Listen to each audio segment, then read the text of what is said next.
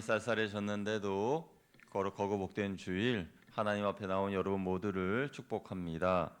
오늘은 그 이름으로 하나님께 영광을 돌리라 라는 제목으로 하나님 말씀을 나누겠습니다.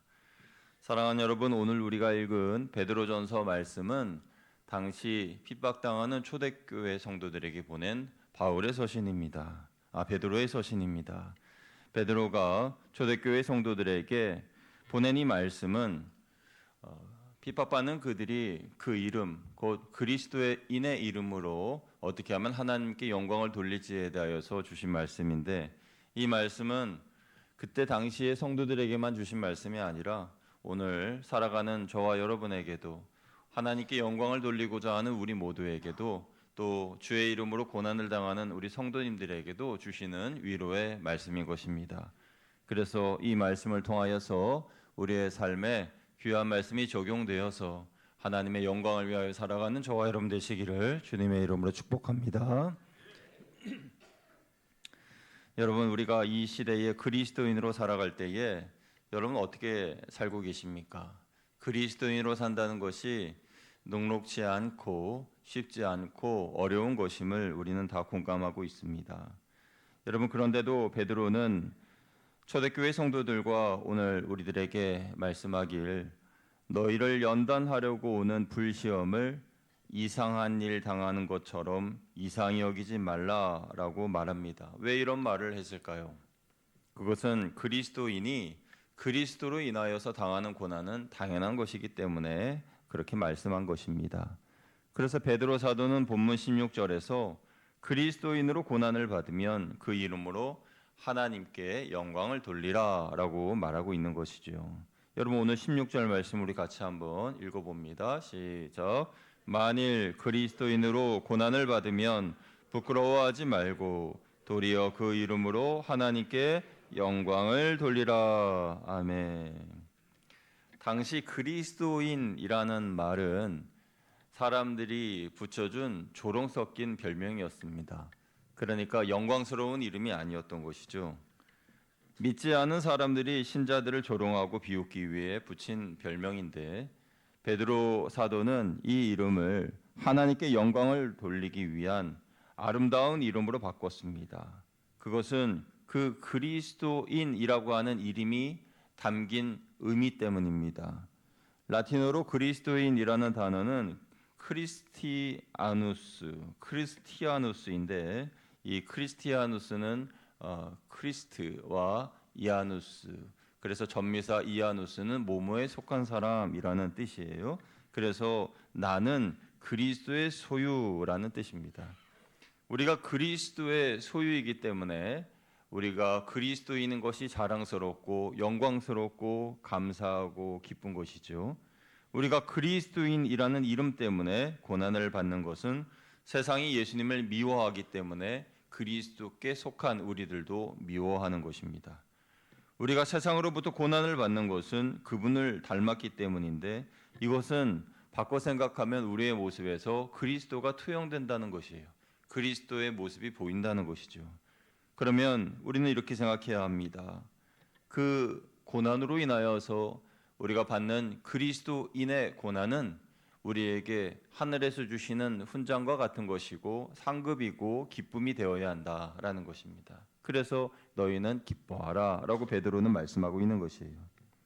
그렇다면 여러분, 우리가 어떻게 그리스도인이라는 이름으로 하나님께 영광을 돌릴 수 있을까요? 하나님께 영광을 돌린다는 것은 어떤 프로그램을 멋지게 성공한다든지 예배를 잘 드리는 그것에만 있는 것이 아닙니다. 지금 말씀드리는 이런 모습, 하나님께 영광을 돌리는 이런 모습이 내 삶에 있는지 한번 여러분 체크해 보시기 바랍니다. 제가 지금 몇 가지를 말씀드릴 텐데 여러분은 여러분의 삶에서 이런 모습이 있는지를 한번 스스로 속으로 한번 점검해 보시기 바랍니다. 첫째로, 여러분은 감정의 승화가 있습니까? 이 승화라고 하는 단어는 한자로 보면 오를승의 빛날 화입니다. 그러니까 높은 수준으로 옮겨져서 빛이 난다, 이런 뜻이 될 수 있겠어요. 그러니까 우리 인간적인 이런 감정, 이런 감정들을, 상한 감정, 이런 감정들을 높은 경지로 올려서 그래서 빛나게 하는 것, 그런 것이죠.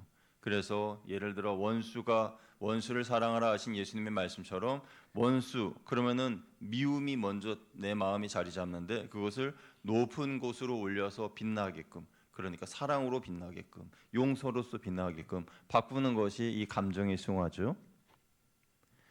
어떤 일로 인하여 모욕을 당했거나 또 마음이 침울해지거나 억울한 감정이 들려고 할 때 그 감정을 기쁨으로 승화하고 계십니까? 주를 위해 당한 고난과 주의 공동체를 지키기 위해 받은 모욕, 하나님의 나라와 그리스도를 위한 것일 때 그로 인하여 하나님이 영광 받으신다는 것을 믿고 그로 인하여 기뻐하고 감사하십니까? 사도행전 5장 41절을 보면은 사내들인 공회에 예수님의 제자들 사도들이 붙잡혀갑니다. 그들은 공회의 사람들에게 능욕을 당하면서도 기뻐하는 모습을 보여주는데요. 우리 말씀을 같이 한번 읽어보죠. 시작. 사도들은 그 이름을 위하여 능욕받는 일에 합당한 자로 여기심을 기뻐하면서 공회 앞을 떠나니라. 아멘. 사도들이 공회에 끌려간 이유는 복음을 전했기 때문입니다. 예수님이 구주이시고 유대인인 여러분이 예수님을 십자가에 못 박았다라는 이런 복음을 전한 것이죠. 그런데 복음을 전하는 곳마다 기적이 일어나고 이사가 일어나고 그리고 하나님께서 놀랍게 많은 사람들을 예수님께로 돌이키는 이런 기적적인 일들이 일어나게 되는 거예요. 그러니까 사내들은 공회의 사람들이 시기심에 제자들을 붙잡아서 감옥에 가두게 된 것입니다. 가둘 뿐만 아니라 그들을 채찍질하고 심한 모욕을 퍼부었습니다.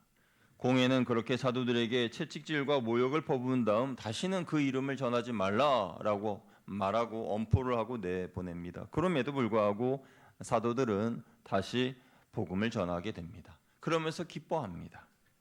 여러분, 이런 것이 바로 고난에 대한 감정의 승화입니다. 여러분도 복음을 전할 때에 모욕을 당했거나 주를 위해 참았던 적이 있습니까? 그랬다면 기뻐하십시오. 여러분의 마음의 상처가 감정이 승화로 바뀔 때에 그때 곧 나는 그리스도인이라는 이름으로 하나님께 영광을 돌린 것이기 때문에 그렇습니다. 두 번째로 그 감정의 승화를 선행으로 확장시키셨습니까? 나를 비난하는 자들에게 그들이 생각지도 못한 예수님을 닮은 친절을 베풀어 보신 적이 있습니까? 그렇게 악을 선으로 바꾼 감정의 승화를 행동으로 옮기는 것이 그리스도인의 이름으로 하나님께 영광을 돌리는 것입니다. 감정의 승화를 선행으로 확장시킬 때 사람들은 당황합니다. 아니, 이 사람이 화를 내야 할 때인데 화를 내지 않고 웃고 있네. 이 사람이 슬퍼해야 하는데 감사하며 기뻐하고 있구나 하면서 그 행동에 대하여 의심하고 궁금해합니다. 그리고 그 모습을 보면서 하나님의 살아계심을 깨닫게 됩니다. 그러니까 우리의 일관된 선행은 그들이 하나님을 볼 수 있도록 눈을 열어주는 것이지요. 그것이 바로 하나님을 볼 수 있도록 돕는 선한 행위인 것입니다. 그때 우리는 그것이 기회임을 알고 그들에게 복음을 전해야 합니다. 당신의 나의 이런 행동을 이해하지 못하는 것은 당신의 하나님을 알지 못하기 때문이고, 내가 그럼에도 불구하고 당신에게 이런 친절을 베푸는 것은 나는 하나님을 알고 있는 사람이기 때문에 그렇습니다. 하나님의 사랑을 알고 있기 때문입니다 라고 말씀하면서 자연스럽게 복음을 전해야 하는 것이죠. 그러니까 감정의 승화는 말과 많은 관련이 있습니다. 전도서 3장 7절에 보면은 잠잠할 때가 있고 말할 때가 있다라고 가르치는데, 우리는 침묵할 때와 말할 때가 있음을 분명히 알아야 됩니다. 이것을 잘 분별하면 우리의 감정을 높은 경지로 올리는 그런 감정의 승화를 이뤄낼 수가 있습니다. 우리가 침묵해야 할 것들은 다음과 같은 것들입니다. 모욕을 당해서 분노가 치밀어 오를 때 여러분 침묵하십시오. 예수님도 십자가를 지고 가실 때 도살장에 끌려가는 어린 양처럼 침묵하셨습니다.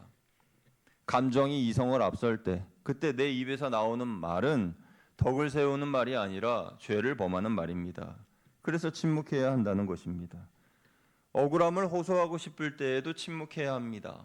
내가 아무리 나의 억울함을 호소하고 이야기한다고 해도 그것은 사람들 귀에 변명으로밖에 들리지 않습니다. 그래서 나의 의로움, 나의 억울함은 내가 아닌 하나님께서 증명해 주셔야 하는 것입니다. 나의 억울함을 하나님의 공의로운 심판에 맡길 때에 하나님이 보응해 주시고 하나님께서 원수를 물리쳐 주시는 겁니다. 형제의 허물을 보았을 때에도 침묵해야 합니다. 형제의 허물에 대해 비판하고 정죄하고 소문을 퍼뜨리기보다 그를 위해 조용히 기도하며 사랑으로 그 허물을 덮어줄 때에 그 침묵은 그 이름으로 하나님께 영광을 돌리는 선한 행위가 됩니다. 반대로 말해야 할 때가 있습니다. 언제일까요? 사도행전의 사도들처럼 예수 그리스도가 구주이심을 선포하는 일에 담대히 말할 수 있어야 합니다. 진리와 복음을 전하는 일은 타협할 수 없는 사명입니다. 성경적인 가치관을 훼손하거나 진리를 거짓으로 바꾸는 이들의 모습을 볼 때에 그것은 거짓입니다라고 이야기할 수 있어야 됩니다. 낙심한 지체를 볼 때에 무관심하지 말고 사랑의 권면과 위로의 말을 전할 수 있어야 합니다. 그리고 오늘처럼 거룩한 예배를 드릴 때에 내 입을 열어 말할 수 있어야 합니다. 찬양할 때에 힘차게 부르짖어 찬양해야 하고 설교 말씀이 선포될 때에 아멘으로 입을 열어 말씀하는 여러분 되시기를 축복합니다. 그렇게 말할 때에 말하고 침묵할 때에 침묵해야 감정의 승화를 이뤄낼 수가 있고 그 감정의 승화를 통하여 선행을 베풀 때에 아름다운 삶의 열매가 맺히고 하나님께 영광이 돌려지는 것입니다. 이 세상에는 우리가 그리스도인의 이름으로 영광을 돌리지 못하도록 미혹하고 회방하는 세력이 있습니다. 그들의 대장은 사탄입니다. 사탄은 우리가 하나님을 원망하거나 신앙을 포기하도록 다양한 전략을 짜고 다양한 사람들과 손을 잡고 일하고 있습니다. 그러면서 교회와 성도들을 괴롭힙니다. 사탄은 다음과 같은 것들을 파괴합니다. 첫째로 사탄은 평안함을 파괴합니다. 사탄은 우리 안에 있는 평안함을 사라지게 하기 위해서 여러 가지 감정의 동요를 일으킵니다. 수치심을 겪게 합니다. 내가 잘못한 것이 없음에도 사람들에게 비웃음을 당하게 만듭니다. 자기 연민을 이용합니다. 갑자기 내가 세상에서 제일 불행한 사람처럼 여겨지고 피해의식에 빠지게 하는 것입니다. 또는 타협에 빠지게 하거나 증오심을 불러일으킵니다. 이런 감정의 공격은 주님이 주신 평안함을 깨뜨리는 것들이지만 그러나 걱정하지 마십시오. 주님이 세상을 이기셨고 사탄을 이기셨습니다. 나의 가치에 대하여서 세상이 평가절하한다 하더라도 여러분 마음 쓰지 마십시오. 왜냐하면 세상의 평가가 아닌 하나님의 평가가 더 중요하지 않습니까? 세상 사람들이 나를 인정하지 않고 나를 평가절하한다 하더라도 하나님이 나를 인정해 주시고 하나님이 나를 사랑하시면 그것으로 족한 것입니다. 여러분에게 그런 마음의 시험이 찾아올 때마다 내가 그리스도 안에 있음을 선포하십시오. 그리고 고난은 연단의 과정임을 믿고 모든 것을 하나님께 맡기고 나를 핍박하는 사람들을 용서하고 사랑할 수 있게 해달라고 기도하십시오. 그러면 여러분의 마음의 평안을 지킬 수가 있는 것입니다. 그런데 사탄은 이런 개인의 마음의 평안만 파괴하는 것이 아니라 공동체를 파괴합니다. 이것이 더 심각한 것이죠. 그래서 둘째로 사탄은 공동체를 파괴합니다. 사탄은 건강한 신앙의 가정을 파괴하려 하고 기독교 가치관으로 세워진 사회를 파괴하려 하고 성경적 가치관으로 세워진 한 나라의 법과 질서를 부수고 그 위에 사탄이 좋아할 만한 법과 질서를 세웁니다. 그래서 하나님의 나라의 질서를 영적으로 무질서하게 만듭니다. 과거에 그리스도인들은 신앙을 지키기 위해서 물리적인 핍박과 박해를 당했습니다. 지금은 어떨까요? 오늘날 우리들은 과거처럼 물리적인 핍박, 물리적인 가해를 받지 않습니다. 그래서 어떤 분들은 기독교에 대한 박해가, 핍박이 없다고 생각하는 분도 계십니다. 그러나 과거뿐만 아니라 지금도 기독교에 대한 박해는 분명히 있습니다. 그것은 가정과 사회와 국가에 대한 박해로 나타납니다. 그래서 첫째로 사탄은 국가를 파괴하기 위해 법과 정책을 바꿉니다. 이미 어떤 나라들은 법과 정책으로 복음이 제한되어 버렸습니다. 기독교 박해 감시기구인 오픈도어즈의 2025-2026 보고서에 따르면 예배가 법적으로 금지된 나라들, 강력하게 탄압받는 국가들은 다음과 같습니다. 북한, 아프가니스탄, 소말리아, 예멘, 에리트레아, 사우디아라비아, 몰디브와 같은 나라는 기독교 모임 자체가 금지이고 북한과 아프간은 바로 사형입니다. 중국과 이란은 제한적으로 허용한다고는 하지만 교회를 폐쇄하고 있고 신앙을 가지면 반국가 주동자로 몰려서 처벌합니다. 그렇다면 기독교가 허용되는 나라들은 어떨까요? 기독교가 허용되는 나라들은 핍박이 없을까요? 기독교가 허용되는 나라들은 동성애, 낙태, 성평등 정책 등 성경에서 말씀하는 하나님의 법과 대치되는 그런 법들을 만들어 핍박합니다. 그 법안을 통과시킨 나라들도 있고 우리나라처럼 대치 상황인 나라도 있습니다. 그런 법을 통과시키려는 세력은 신앙의 양심에 따라 반대의 목소리를 내는 그리스도인들을 혐오 세력으로 낙인 찍어서 시대에 뒤처지는 사람이라 말하고 수치심을 줍니다. 실제로 이런 일들이 미국에서 일어나고 있습니다. 2012년 미국 콜로라도주에서 마스터피스 케이크 숍을 운영하던 잭 필립스는 동성 결혼식에 쓰일 케이크를 제작해달라고 요청을 받습니다. 이때 잭 필립스는 나는 모든 손님을 환영하지만 내 신앙에 반대되는 메시지인 동성 결혼 축하를 담은 케이크는 디자인할 수 없습니다. 라고 말하며 거부했습니다. 그러자 동성애자들은 소송을 했죠. 이 사건은 주 법원과 인권위원회를 거쳐서 2018년 미국 연방대법원까지 올라갔습니다. 대법원은 다행히 7대2로 필립스의 손을 들어주었습니다. 그러나 필립스는 한 번 더 홍역을 치러야 했는데 2017년 어떤 트랜스젠더 변호사에게 성전환 축하 케이크를 만들어 달라고 요청을 받았는데 그 모양이 기괴했습니다. 케이크 위에 사탄이 마리화나를 피우는 모습을 그려줄 것과 케이크를 성적 도구를 형상화하는 모양으로 만들어 달라는 요청이었습니다. 이에 필립스는 거부했고 2024년 10월 그는 승소했습니다. 그렇게 그는 10년이 넘게 신앙의 싸움을 싸우고 있는 것입니다. 그들은 왜 그렇게 싸움을 걸어오는 것일까요? 그것은 그들의 배후에 하나님이 한 나라에 세우신 질서를 파괴하려는 사탄의 조종을 받고 있는 것 때문입니다. 사탄은 잘못된 법과 정책을 이용해 그리스도인들을 끊임없이 괴롭히고 있습니다. 두 번째로 사탄은 사회를 파괴시키기 위해 성도들에게 불이익을 줍니다. 신앙인은 거룩해야 합니다. 신앙인은 세상의 빛과 소금입니다. 그래서 사탄은 그 역할을 감당하지 못하도록 구실을 만들어 사회적으로 고립시킵니다. 그렇게 그리스도인들이 영향력을 발휘하지 못하게 하여 한 사회를 파괴하려 하는 것입니다. 그런 모습을 흔히 볼 수 있는 곳은 직장입니다. 모든 직장이 다 그런 것은 아니지만 예를 들어서 신실한 크리스천이 자신의 신앙을 지키려 하다가 회사의 관행적인 비리를 보았음에도 눈을 감으라고 강요당할 때 이를 거부하면 조직 내에서 부적응자로 낙인 찍히거나 승진에 누락되는 불이익을 당합니다.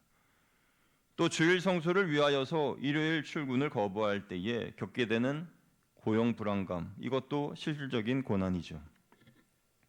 문화적인 조롱과 혐오도 있습니다. 매스컴이나 SNS나 TV나 드라마나 기독교를 폄하하고 독선적인 종교로 묘사하고 비난하는 그런 장면들이 많이 있고 그런 현장에 내가 있을 때에 내가 그리스도인이라는 이유만으로 핍박을 당하게 되거나 조롱이 될 수도 있습니다.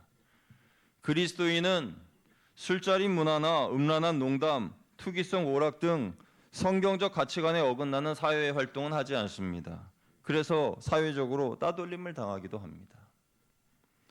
오늘 이 시간에 예배드리는 분들 중에 청년들에게 호소합니다.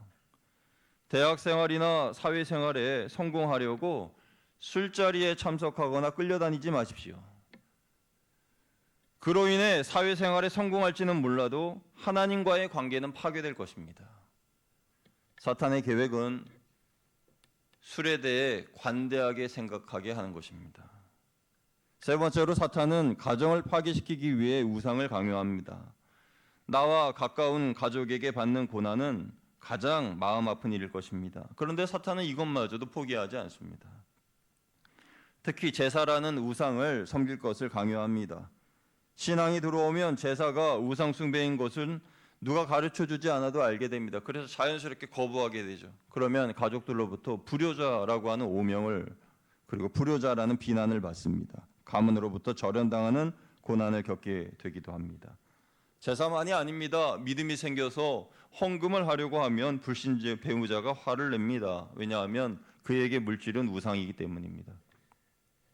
주일에 예배를 참여하려고 할 때에 가족 행사보다 교회 일이 더 중요하냐며 이기적이다고 오해를 받거나 서운함을 사는 일이 발생합니다.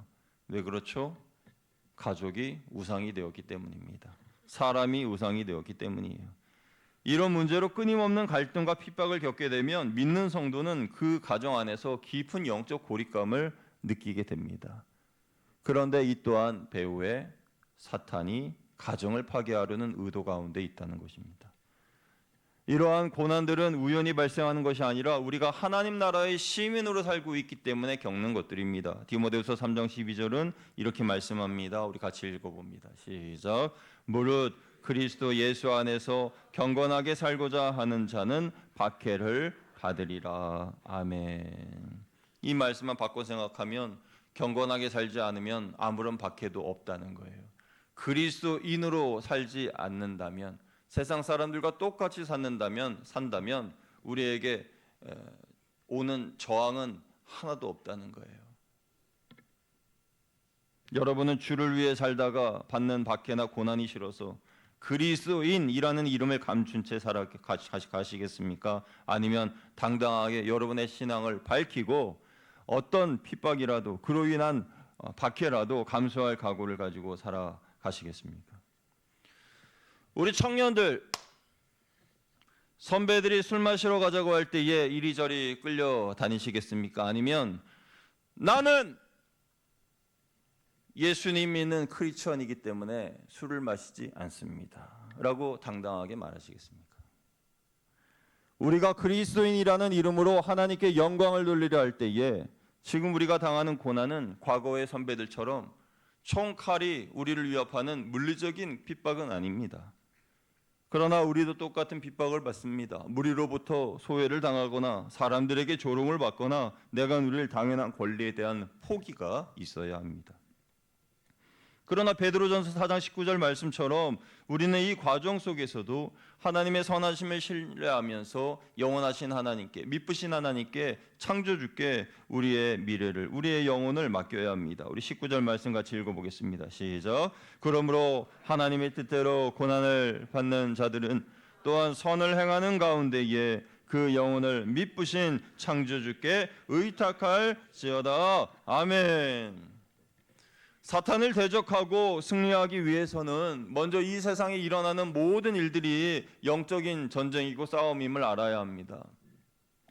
얼마 전에 어떤 분이 저에게 이런 질문을 했습니다. 요즘 TV나 강연회를 보면은 타 종교의 지도자들이 그렇게 각광을 받으면서 호평을 받으면서 그렇게 부각되고 있는데, 좋은 이미지로 부각되고 있는데 그건 왜 그런 거냐, 이런 질문을 했어요. 그래서 제가 대답해 주었습니다. 말세가 되면 거짓 선지자들이 그리스도의 행세를 하게 되고 그들에게 큰 권세가 주어진다라고 요한계시록에는 기록되어 있어요. 그리고 사람들은 그 말에 크게 호응하게 된다라고 말씀에 기록되어 있습니다. 그들의 공통점은 하나입니다. 겉으로는 진리를 전하고 사람들을 위로하는 것처럼 보이지만 목적은 그리스도를 대적하고 교회를 미워하고 성도들을 조롱하는 것입니다. 폄하하는 것입니다. 앞으로 우리가 살아갈 세상은 더 이런 일이 심해지면 심해지지 좋아지지는 않을 것입니다. 왜냐하면 말세가 가까이 오고 있기 때문입니다.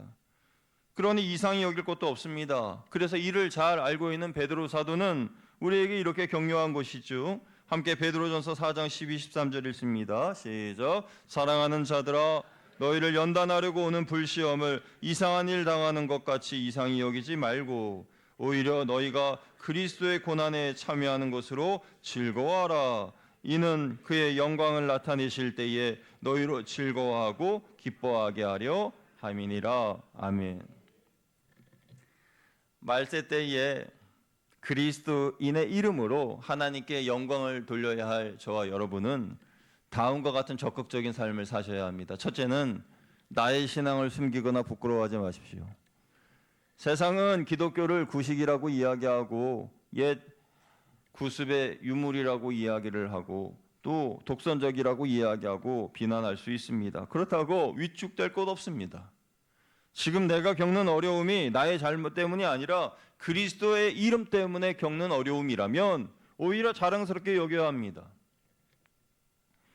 그러므로 우리는 세상의 평가나 사람들의 인정보다 하나님의 평가와 인정을 더 우선시 여기고 또 하나님을 위하여서 살고 세상에서는 당당해야 합니다. 둘째로 선한 영향력을 유지하시기 바랍니다. 베드로 사도는 베드로전서 2장 15절에서 우리를 핍박하는 자들에게 선을 행하는 것이 우리를 비난한 자들의 무식한 말을 막는 것이라 그랬어요. 함께 읽어볼까요? 시작. 곧 선행으로 어리석은 사람들의 무식한 말을 막으시는 것이라. 아멘. 이 말은 무슨 말일까요? 사람들에게 모욕을 당하고 조롱을 당하고 그러면 그냥 악은 악으로 갚는다는 생각이 아니라 오히려 더 정직하고 더 성실하고 더 친절하게 그렇게 다가가면 그것이 그들의 생각에 무식을 드러내는 것이라는 거예요. 그들의 삶의 무식함을 드러내는 것이라는 것입니다. 고난 중에도 선을 행하라라는 말씀인 거죠. 직장 내 따돌림을 당하거나 가정 내 신앙으로 인한 갈등이 있어도 더 성실하고 친절하고 정직하게 살면 그렇게 선을 행하면 하나님께서 영광 받으시고 핍박하는 이들은 오히려 부끄러움을 당하게 되는 겁니다. 셋째로 지혜롭고 온유한 대답을 준비하십시오. 세상이 마귀와 손잡았다고 해서 무조건 세상 사람들을 정죄하는 그런 태도는 삼가해야 합니다. 무조건 세상과 충돌하는 것은 답이 아닙니다. 충돌이 있을 때에 우리는 논리적이면서도 겸손한 태도를 갖춰야 합니다. 무리한 기독교인으로 보이는 것이 아니라 매력적인 진리를 가진 그리스도인으로 보여야 됩니다. 복음의 소망을 가지고 진리에 대해서 언제든지 바른 설명을 해줄 수 있는 준비가 되어 있어야 한다는 것이죠. 마지막으로 네 번째, 하나님에 대한 절대적인 신뢰가 필요합니다. 지금의 상황을 내 힘으로 해결하려고 하면 해결할 수 없습니다. 그럴 능력도 없고요. 절망감만 더 깊어지겠죠? 내가 할 수 있는 일이 아무것도 없기 때문입니다. 그러므로 하나님께 맡기고 하나님의 뜻을 구하고 신뢰하면서 기다려야 합니다. 하나님은 절대 실수하지 않으시는 분이기 때문입니다. 나의 개인의 일과 우리 공동체의 안위를 하나님께 맡기고 기다리는 것입니다. 하나님께 맡기는 것은 무책임한 것처럼 보일지 몰라도 가장 빨리 응답받는 그런 비결이자 방법이기도 합니다. 그래서 전적인 의탁은 무책임한 것이 아니라 우리가 하나님께 응답받는 가장 확실한 방법이고 빠른 응답의 길이에요. 이번 한 주간 그리고 올 한 해 우리는 그 이름으로 하나님께 영광을 돌리라. 그 이름으로 하나님께 영광을 돌리라. 그 이름 그리스도인의 이름으로 하나님께 영광을 돌리는 삶을 저와 여러분이 사시기를 축복합니다. 여러분의 삶의 문제들과 세상에서 당하는 시험과 고난을 여러분의 그 상한 감정 아래 두지 마시고 그 감정을 승화시키십시오. 그리고 승화된 그 감정 그것을 실천하십시오. 그러면 그로 인하여 하나님께서 영광을 받으시는 것입니다. 이번 한 주간도 그리스도인이라는 그 이름으로 하나님께 영광을 돌리며 또 올 한 해도 그렇게 살아가는 저와 여러분 다 되시기를 주님의 이름으로 축원드립니다. 함께 기도하겠습니다. 하나님 감사합니다. 우리를 그리스도인이라는 영광스러운 이름으로 불러주셔서 그래서 그리스도인의 이름으로 하나님께 영광을 돌리는 올 한 해 또 이번 한 주간의 삶을 살게 하시니 감사합니다. 모든 어려움은 하나님께 맡기고 하나님께서 우리를 인도하여 주시기를 구하며 나아갈 뿐만 아니라 우리의 상황 감정에 우리가 눌리는 것이 아니라 그것을 승화시켜서 선행으로 바꾸어 실천할 때에 하나님께는 영광이요 우리의 삶에는 기쁨으로 충만한 이번 한 주간 될 수 있도록 인도하여 주옵소서. 우리 주 예수 그리스도의 이름으로 감사하며 기도드리옵나이다. 아멘.